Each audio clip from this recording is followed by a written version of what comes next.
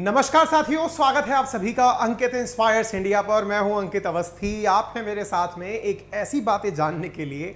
आपको पता है कि महारानी क्वीन एलिजाबेथ तो अब मरी हैं, लेकिन इनकी घोषणा जो है वो आज से कम 450 साल पहले हो चुकी थी कि ये किस दिन एक्सपायर होंगी।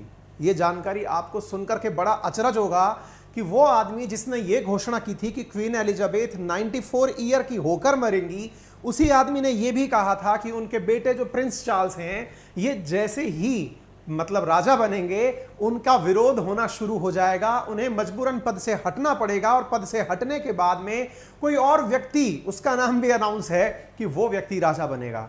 सोचो, यदि कोई ऐसे ही आपका भी भविष्य बताने लग जाए तो जिंदगी कितनी आसान हो जाए।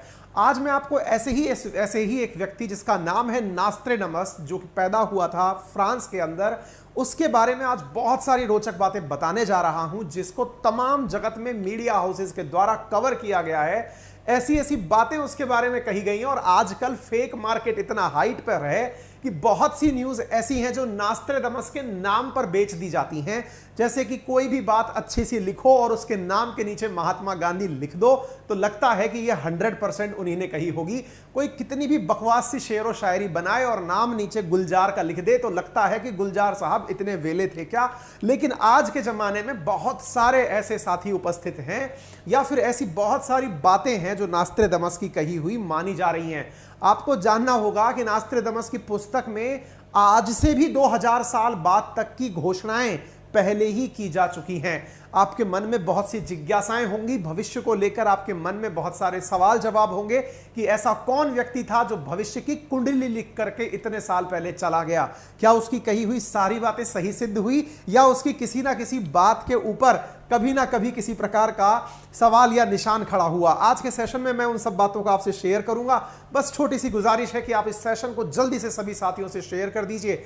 चैनल पर नए हैं तो अभी सब्सक्राइब कर लीजिए और अगर इतना भी देख लिया है तो वीडियो को पहले ही लाइक कर दीजिए। गारंटी दे रहा हूं कि वीडियो के अंदर बहुत ही रोचक किस्से आपको पता चलने वाले हैं। चलिए शुरू करते हैं।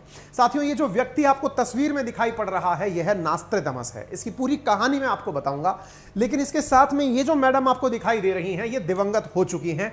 यही है क्वीन एलिजाबेथ द्वितीय, जिनके बारे में इस व्यक्ति ने सालों पहले घोषणा कर दी थी।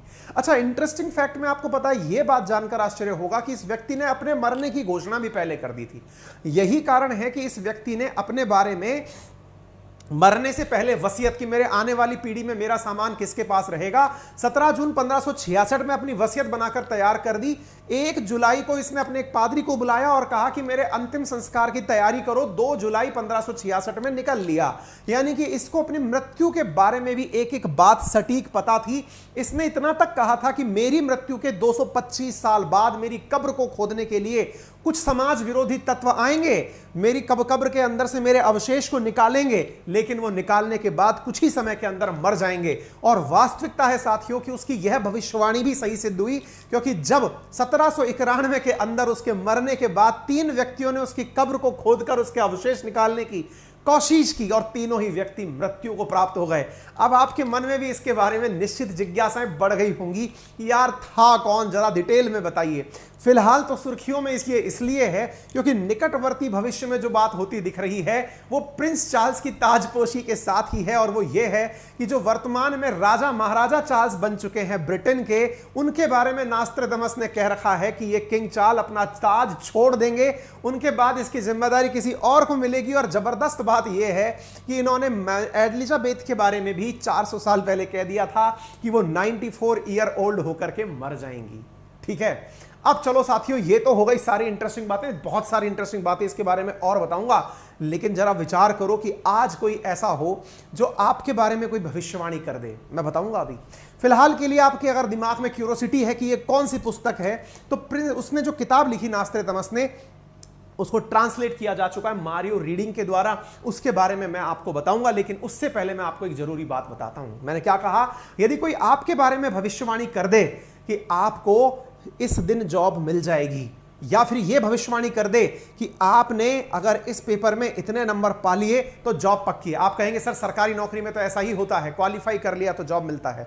लेकिन सरकारी नौकरी का एग्जाम पता नहीं कितने दिनों में होता है, सालों साल इंतजार के बाद एग्जाम होता है। यहां प्रतिदिन एग्जाम आप दे सकते हो। जी हां, मैं बात कर रहा हूं रीलेवल बाय अनअकैडमी की, जो एक ऐसा प्लेटफॉर्म है जिस पर आपको 800 से ज्यादा स्टार्टअप्स में एग्जाम के माध्यम से जॉब प्राप्त करने का मौका मिलता है। आपको जानकर के और रोचक तथ्य यह लगेगा कि यह एक ऐसा प्लेटफॉर्म है जिसमें से आप में से कोई भी किसी भी समय पार्टनरशिप कर सकता है, यानी कि आप एग्जाम में बैठ सकते हैं और इस एग्जाम में 1000 नंबर का पेपर है, 500 से ज्यादा नंबर आप ले आते हैं तो 800 से अधिक जॉब में आप, मतलब 800 से अधिक कंपनियों के अंदर आप रोजगार प्राप्त कर सकते हैं। दिमाग में सवाल बनेगा कि क्या वाकई में ऐसा हुआ है, किसी ने ऐसा किया है? बिल्कुल किया है। मैं आपके सामने एक तस्वीर साझा कर रहा हूं प्रिया राजपूत की। इनके बारे में मैं आपको बताना चाहूंगा, इन्होंने तो बकायदा अपना जॉब स्विच करके 220% हाइक अपनी जॉब के अंदर प्राप्त किया है। साथियों, एक साल के अंदर 1200 से ज्यादा लोग ऐसे हैं जिन्होंने अपने लिए इस प्रकार की नौकरी प्राप्त की है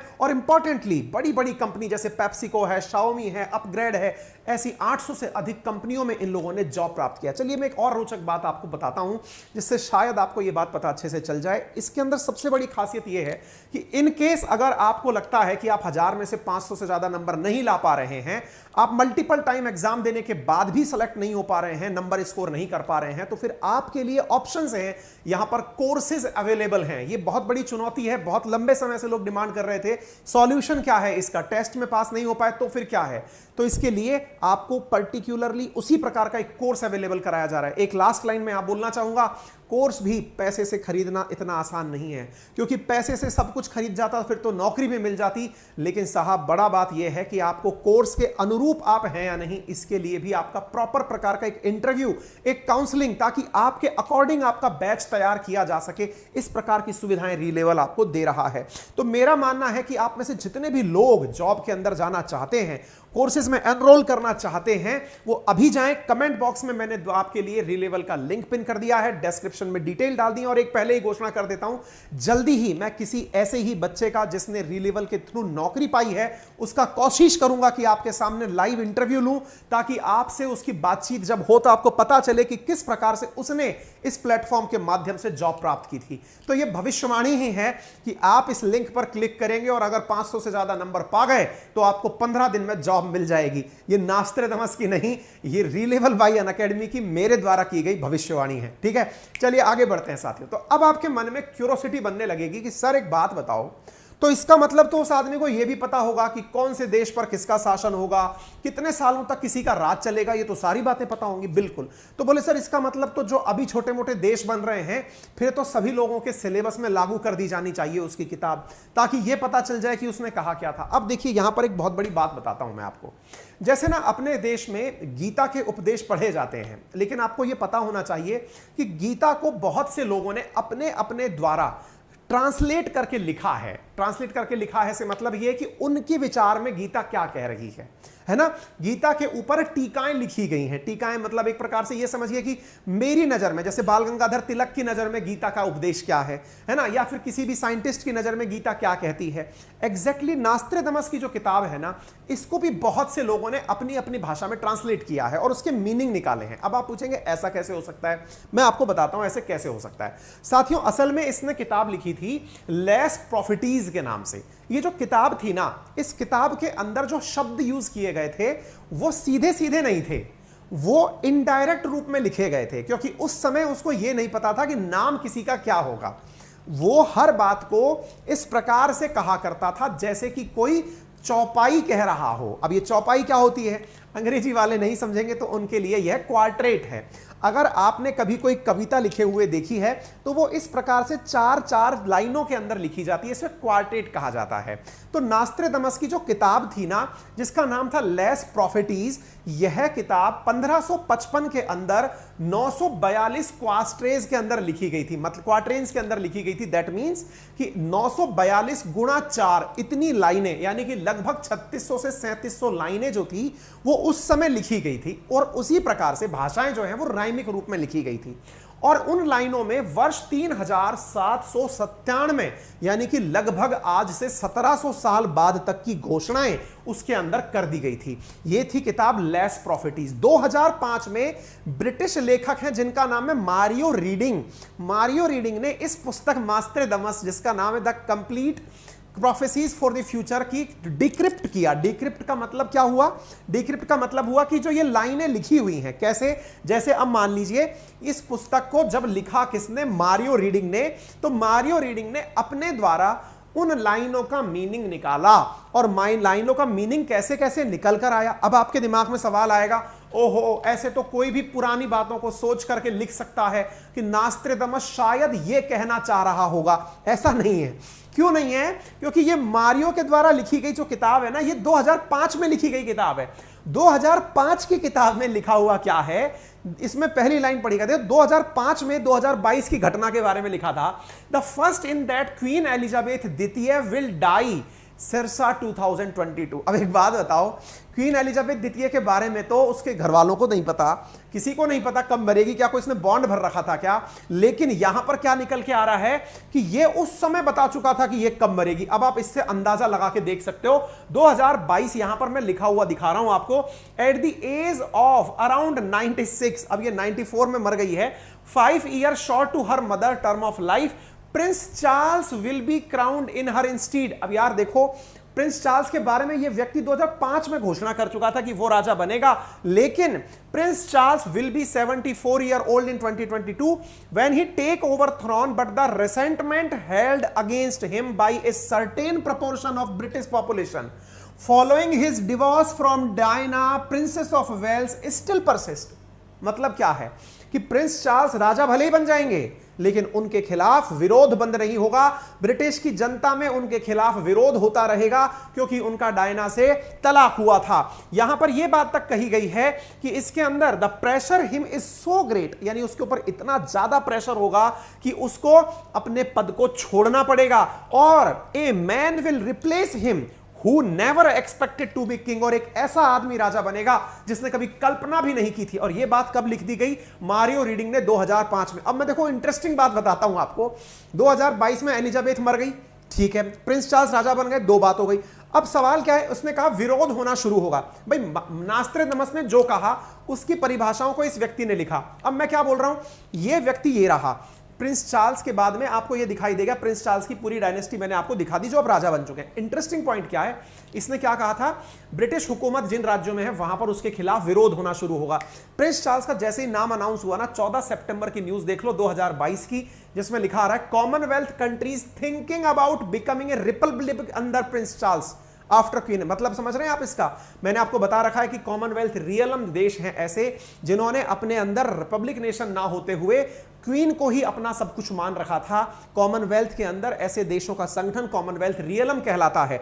आप देख सकते हैं, न्यूज है ये 14 तारीख के बाद, 11 सितंबर की पहले न्यूज देख लीजिए, जिसमें एंटीगुआ और बारबाडोस ने कहा कि अब रानी तो मर गई, अब हम प्रिंस चार्ल्स के अंडर में नहीं रहना चाहते, अब हम रिपब्लिक बनना चाहते हैं, यानी हम अपना राष्ट्रपति खुद बनाएंगे।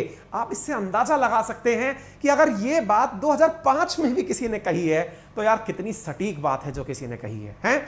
अब आपके मन में इसके प्रति और विश्वास पैदा होने लगेगा कि यार बात तो सही दिशाओं में जा रही है। चलिए कोई बात नहीं, नास्त्रेदमस की भाषा किसी ने अपने अपने अंदाज में समझी, लेकिन ये था कौन? जी, ये जो लाइन कहने वाला व्यक्ति जो इतने साल पहले कह के चला गया, जिसकी बातों को लोगों ने अपने हिसाब से ट्रांसलेट किया, ये व्यक्ति था कौन? तो आइए मैं अब आपको बताता हूं ये था कौन। साथियों, फ्रांस के अंदर एक छोटा सा गांव था जिसका नाम था सेंट रेमी। वहां पर 14 दिसंबर 1503 को यह व्यक्ति पैदा हुआ। इसके फादर, इसका बचपन का नाम माइशल दी नास्त्रेदमस था। अब ये इसका परिवार से आपको कोई लेना देना नहीं होना चाहिए, बहुत ही साधारण परिवार से था, कैथोलिक धर्म में कन्वर्ट हुआ था यहूदी से। इसके द्वारा बहुत सारी भविष्यवाणियां की जाती थी उन दिनों। अच्छा, उन दिनों क्या था, यूरोपियन कंट्रीज में एक बहुत बड़ी दिक्कत ये थी कि चर्च को कोई चैलेंज नहीं कर सकता था। चर्च ने जो कह दिया वही सब सही है। अब ये चर्च से आगे की भी बातें बता रहा था, ना कि कोई पोप था ना खुद पादरी था, अब बातें बता रहा था भविष्य की। तो इसको डर था, इसके परिवार वालों को डर था कि कहीं कोई इसको मार ना दे, क्योंकि तू पोप को चैलेंज कर रहा है, पादरी को चैलेंज कर रहा है, तो एक काम कर, तू पढ़ाई लिखाई कर।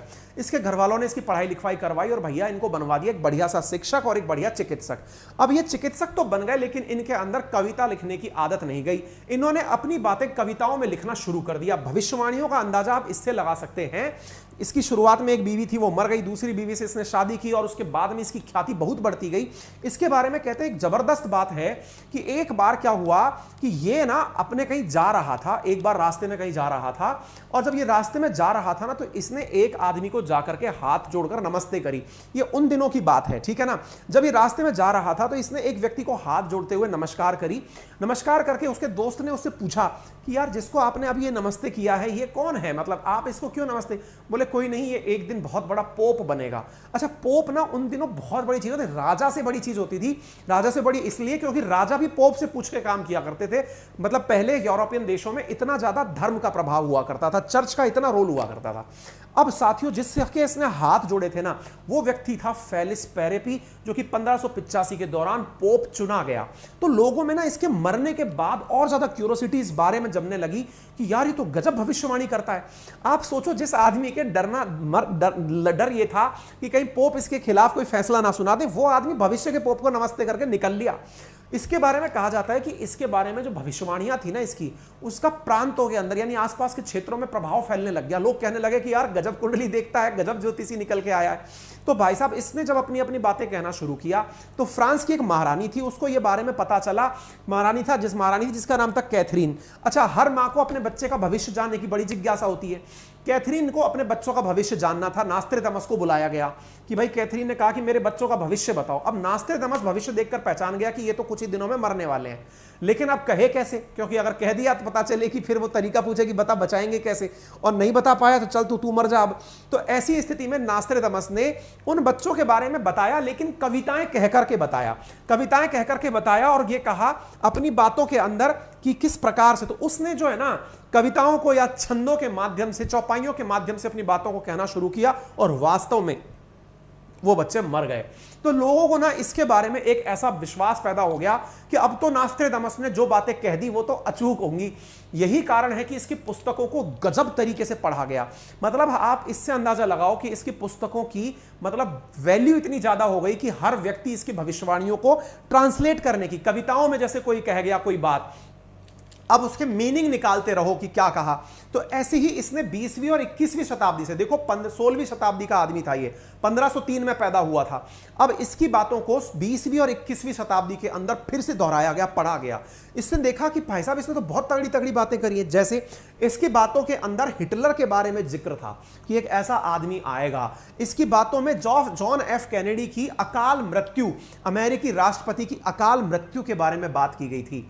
इसके साथ साथ मतलब ये सारी बातें इसकी भविष्यवाणियों में थी। साथियों सबसे इंपॉर्टेंट बात यह है कि इसकी बातों में नेपोलियन बोनापार्ट के बारे में भी बात थी। तो इसने ये तक पहली बार कह दिया था कि चंद्रमा पर इंसान कदम कब रखेगा। इसने दूसरे विश्व युद्ध के बाद अमेरिका द्वारा जापान पर बम फेंका जाएगा, इसके बारे में, प्रथम विश्व युद्ध की डेट, सेकंड विश्व युद्ध के अंदर परमाणु बम का फेंका जाना, इसने अपनी चौपाइयों में, अपनी पंक्तियों में कह दिया था। मतलब यह है कि इसकी भविष्यवाणियां इस प्रकार से होने लगी कि लोग ट्रांसलेट करके जब घटना घट गई उसके बाद फिर पढ़ते कि यार उसने लिखा तो था कि कुछ ऐसा होगा, चलो पुरानी डेट तलाशते हैं क्या लिखा था। आपको मालूम है मैंने क्या कहा, 3797, अभी आप 2022 में चल रहे हैं, ठीक है, लगभग 1700 साल बाद क्या होगा उसकी भविष्यवाणी कर रखी है। आपको जानकर आश्चर्य होगा 9/11 की जो घटना है ना उसके बारे में भी इसने अपनी पुस्तक में लिखा हुआ था। उसको नहीं पता था उस समय कि अमेरिका कितना पावरफुल हो जाएगा।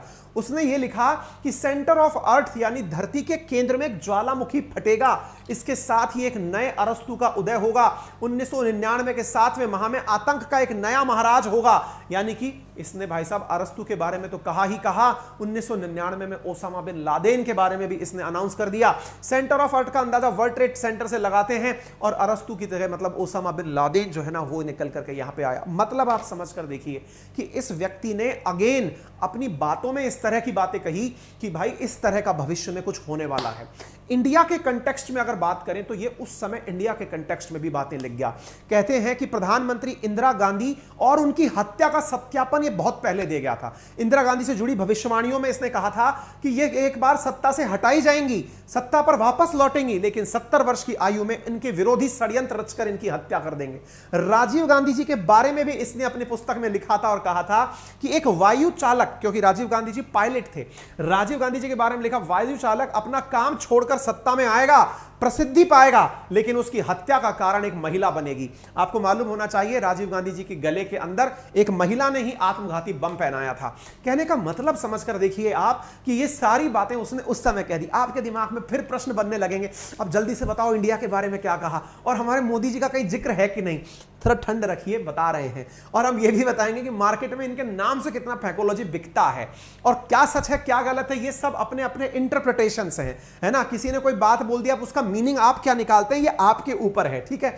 अच्छा, भारत की 1857 की क्रांति के बारे में इसने लिखा था कि नागरिक स्वयं अपने हथियार अपने हाथ में उठा लेंगे। सुभाष चंद्र बोस जी के बारे में लिख करके गया था अपनी कविताओं के अंदर कि एक व्यक्ति एक देश से दूसरे देश पनडुब्बियों में छुपकर जाएगा, उसकी सहायता अलग भाषा के लोग करेंगे। आपको मालूम होना चाहिए रशिया समेत, सुभाष चंद्र बोस जापान समेत दुनिया भर के देशों के संपर्क में रहे थे और भयंकर युद्ध के दौरान हजारों लोग मौत के घाट उतार दिए जाएंगे, यानी कि वर्ल्ड वॉर 1 के बारे में जिक्र कर करके गया था। आप इससे अंदाजा लगाइए, नालंदा तक्षशिला आदि विद्यालयों के बारे में इसने उस समय प्रेडिक्शन दे दिया था कि क्या होगा। इंपॉर्टेंटली इसने और जो बातें कही कि 21वीं सदी के दौरान पूरा विश्व हिंदू धर्म की उन्नति करेगा, हिंदू धर्म की मान्यता बहुत अधिक बढ़ जाएगी। आप इससे अंदाजा लगाकर देखिए कि जब मुगल गए, मुगल के बाद ब्रिटिशर्स आए और उसके बाद भारत जो है वो हिंदू बहुल राष्ट्र बन गया। आज जिस प्रकार की एक्सेप्टेंस है, क्योंकि जिस भी देश जिस भी धर्म के साथ जितनी ज्यादा लिबरल स्थिति होती है, लिबरल का मतलब होता है कि आपको मानने के ऊपर कोई पाबंदी नहीं है, मानो मानो मत मानो, उस धर्म को अपने आप फ्लरिश होने का मौका मिलता है। एग्जैक्टली ये बात जो है ना 21वीं सदी के अंदर कह के चला गया था। और कई बातें, अब देखिए इन सब बातों को मैं मतलब ये पूरी होशो आवाज में आपके सामने कह सकता हूं कि ये सब बातें मैंने नहीं लिखी हैं, ये भी मैंने कहीं ना कहीं किसी ना किसी न्यूज़पेपर में से पढ़ी हैं। अगेन मैं एक बात को बार बार दोहरा रहा हूं, ये जितनी भी बातें हैं ना, इनको आप ये समझकर करिए कि ये कवि की कल्पनाएं हैं, क्योंकि कवितज्ञ था ना, वो था क्या, नास्त्रोदामस एक कवि था। अब उस कवि ने अपनी कल्पनाओं में जो कहा उसको लोगों ने अपनी भाषा में ट्रांसलेट किया।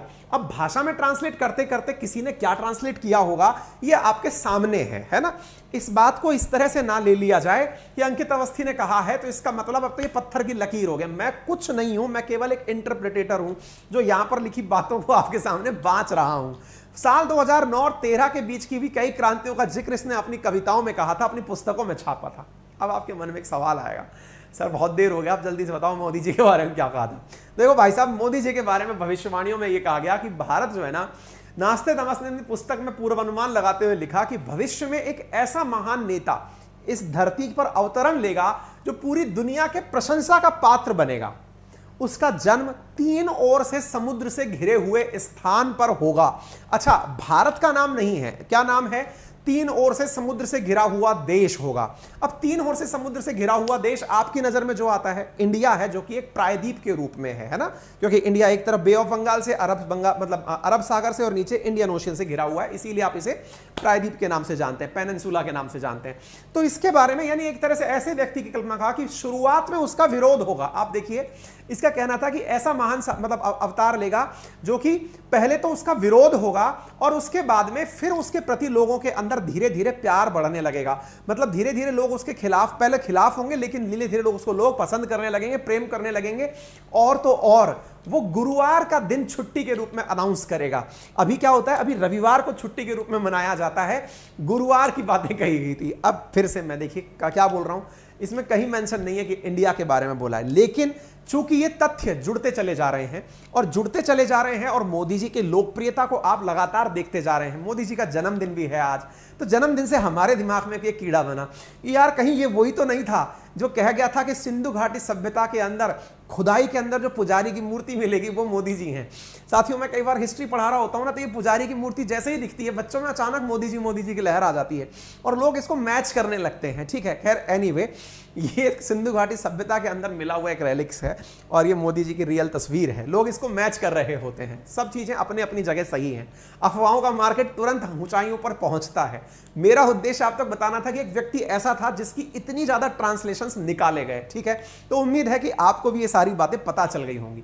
तीसरे विश्व युद्ध को लेकर भी वो अपनी पुस्तक में कविता लिख चुका था।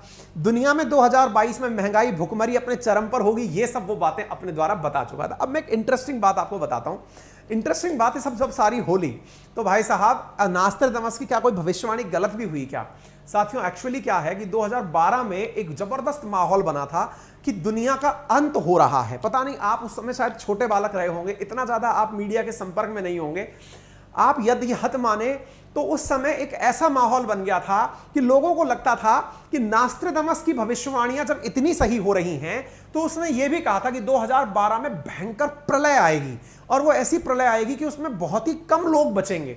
मैं आपको बताता हूं कि मुझे उस समय का अच्छे से अंदाजा है कि लोगों के मन में इतना भय था कि वो देवर वेरी मच श्योर कि कुछ तो अनहोना होने जा रहा है, और उसको लेकर कई फिल्में वगैरह भी बनी कि दुनिया का अंत हो जाएगा तो कैसा होगा। कई हॉलीवुड की फिल्में उस बात के ऊपर बनी हुई हैं। एनीवे, लेकिन जब चीजें चलने लगती हैं तो अब हुआ ये, तीसरा विश्व युद्ध, मंगल ग्रह पर अंतरिक्ष यात्री, नए पोप की भविष्यवाणी, महान शक्तियां एक साथ आएंगी, ये सब बातें तो उसने कही, लेकिन मार्केट में इसके नाम पर फेक न्यूज भी बहुत प्रसारित हुई। जैसे साथियों, कोरोना जब आया ना तो लोगों ने कहा कि इसने तो अपने द्वारा जो किताब थी इसके अंदर पहले ही कह दिया था कि कोरोना जैसी दुनिया में एक महामारी आएगी, और जब कोई कोरोना जैसी महामारी आएगी ना तो हमने कोरोना जैसी महामारी को दिमाग में ले लिया।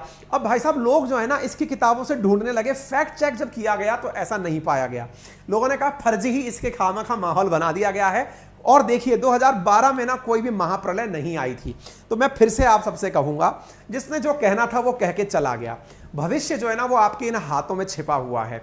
आपों के हाथों से, हाथ से मतलब मेरा है आपके कर्म पर छिपा हुआ है। आप कितने अच्छे कर्म कर सकते हैं, वही आपका आज है जो आपका भविष्य बनाएगा। मैंने आपके सामने ये जानकारी इसलिए रखी क्योंकि ये मार्केट में फिर से तैर रहा है कि प्रिंस चार्ल्स गद्दी त्याग देंगे, लेकिन अगर त्याग देना तो मेरा ये वीडियो जरूर आप दोबारा देख लीजिएगा। एनीवे, अगर आप इतना देर पेशेंस के साथ मुझे सुन लिए हैं, लगभग 20 मिनट से ऊपर हो गया है, तो छोटा सा मुझे कष्ट दे जाइए, और वो ये है, मेरा चैनल सब्सक्राइब करके चले जाइएगा।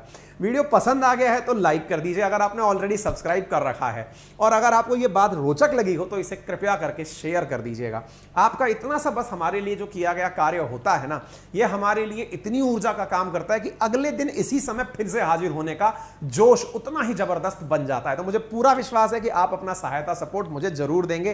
फिलहाल के लिए इतना ही। हमसे टेलीग्राम पर ऑफिशियली कनेक्ट करने के लिए हमारे टेलीग्राम चैनल है अंकित अवस्थी सर और GK by Ankit Awasthi sir, ये वेरीफाइड टेलीग्राम अकाउंट्स हैं।